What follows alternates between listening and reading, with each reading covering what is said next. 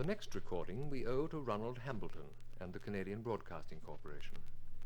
It is in the form of an interview between Emmy Heim and Mr. Hambleton, made at her bedside in June of 1954. When it was broadcast, just 2 weeks before her death, she listened to it with surprise and delight. In a way, she was meeting herself for the first time, and for any student of the arts, the wisdom and insight of her words make them a thing to cherish. She begins by pointing out the immense expressiveness of the lead form. Every feeling you want to express, you can express in melody. Through the leader of Beethoven, Schubert, Brahms, Wolf, each composer adds something to the creation of his predecessor. From Das Veilchen of Mozart, where the drooping of the little violet is painted for the first time in lead literature by the drooping phrases in melody and accompaniment. Ever since, the art has expanded. As a means of expression, it is absolutely limitless. When I first wanted to talk to you, I didn't know quite what I should say about myself and my long and rich and so happy and so unhappy life. Suddenly, I realized that to talk about the way I was educated and the result of that education would be important or interesting. You mean your musical education? No, not musically, but as a human being, what I have learned and what became of me in my 68 years, and therefore what I'm able to pass on to all my beloved children, my pupils, you understand. In your talk to Professor Gilbert Murray in Oxford, he said that we all teachers should not be put on the shelves of universities after we reach the year of 65. And I'm so glad he said it, because I feel the same. I think that only people with very little to say and to teach look forward to that shelf. I think you are the golden echo, not the leaden echo. The golden echo? Well, Gerard Manley Hopkins said the leaden echo says, despair, despair, and the golden echo says, spare, spare me for more work. Yours, I think, is the golden echo. That's very comforting. But last year, I felt myself dying until one of my clever doctors talked me out of it. He said very sternly, it's not for you to decide when you're going to die. You have to go on with your work. You have to say more. You have to do more. You have to give more. The last year of teaching brought an enormous progress for me, and therefore also for my pupils. Are you guiding your pupils along the same path of education as you followed? Very often, you know, a teacher will regret his wasted years in youth when he met with frustration. He'll despise his own teachers and resolve never to be like them.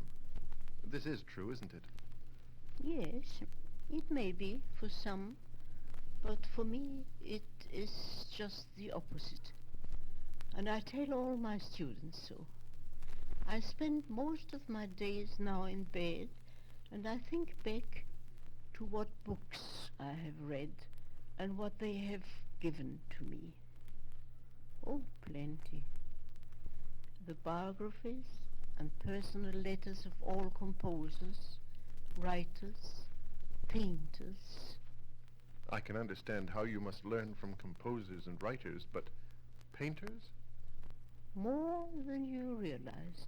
My good fortune enabled me to live among them and to understand the style of our time.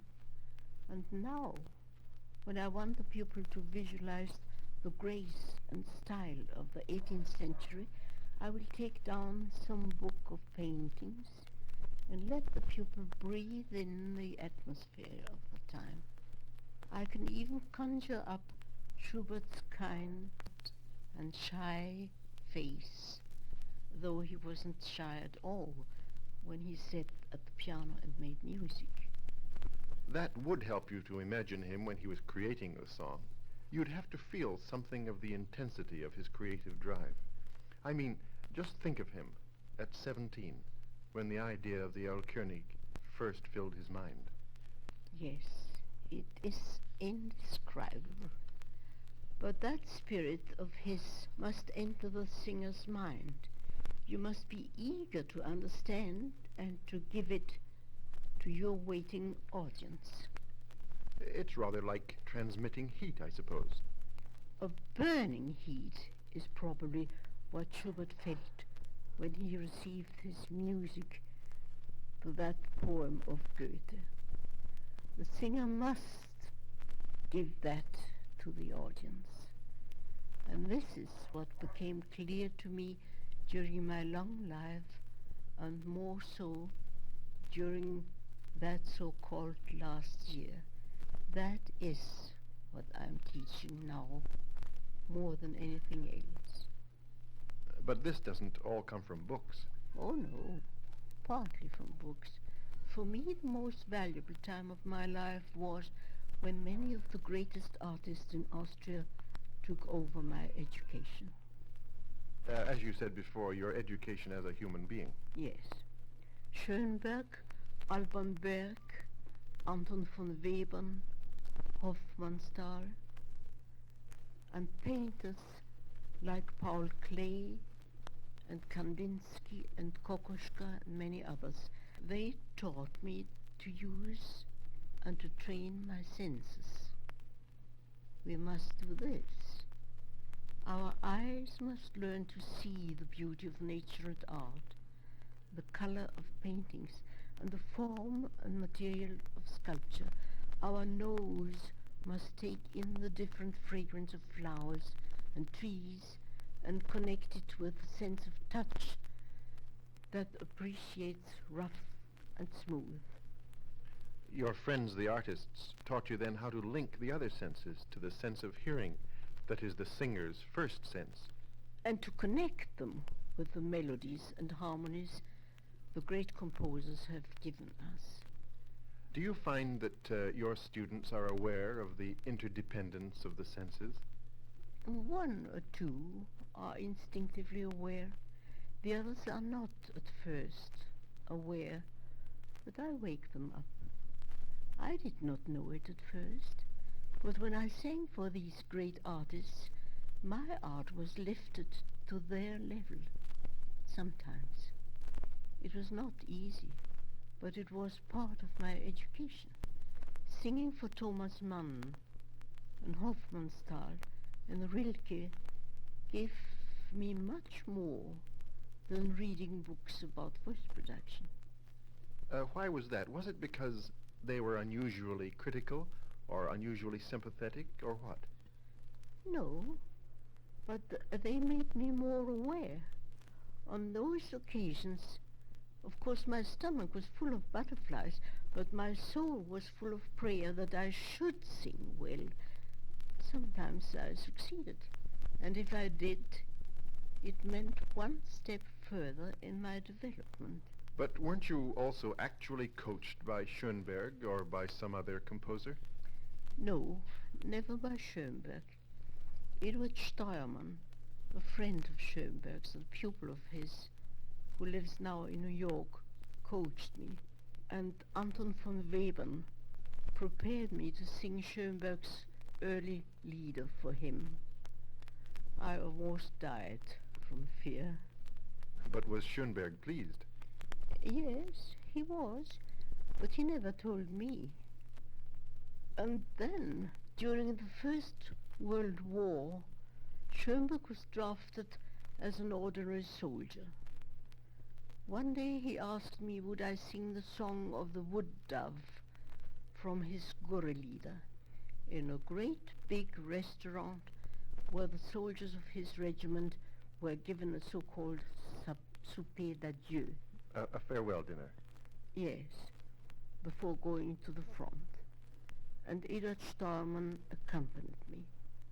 The general wanted to hear Schönberg's music, The restaurant was full of smoke and smelt of food and beer.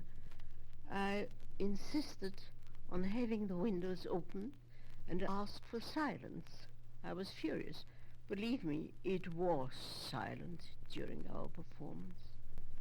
Afterwards, the general patted Schoenberg on the back, saying, "He's not only a good composer, but also a good soldier." That was kind of him. I wonder myself whether that general knew how much better a composer Schoenberg was than a soldier. And he was already a famous composer then, and a great composer. Whatever he did wholeheartedly. I tell that episode in my life because I still feel that to sing for Schoenberg alone made me sing better than ever before. I was led on by his spirit. Great step forward. The same thing would happen when you sang for Thomas Mann or Rilke. Imagine singing for Rilke.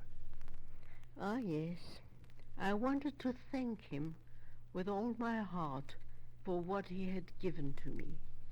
And I wanted to thank him with the best thing I had, with my singing. "Please, Schubert," I probably said, "please stand near me. Please, Hugo Wolf, let me do justice to your music." Those were my prayers. "Goethe, Mörike, Eichendorff, can I feel the melody of your language?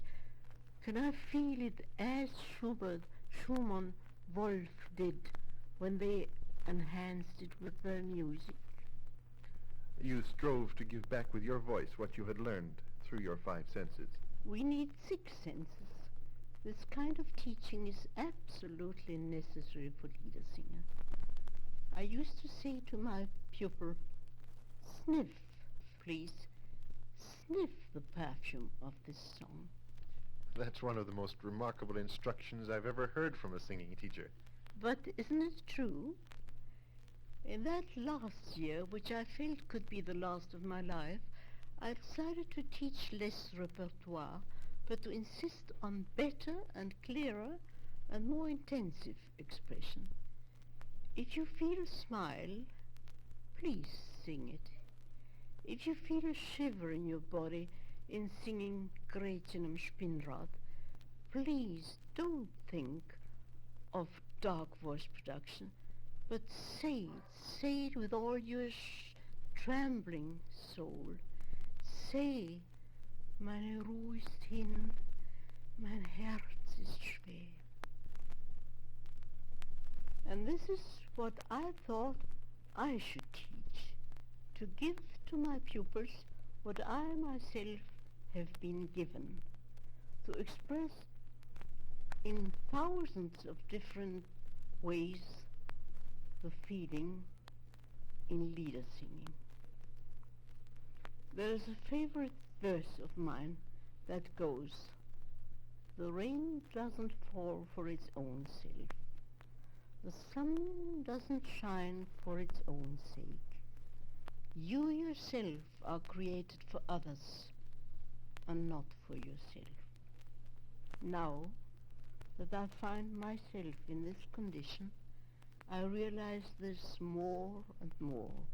I'm not teaching my children only how to sing. I'm teaching them how to dig for more wealth in their own soul.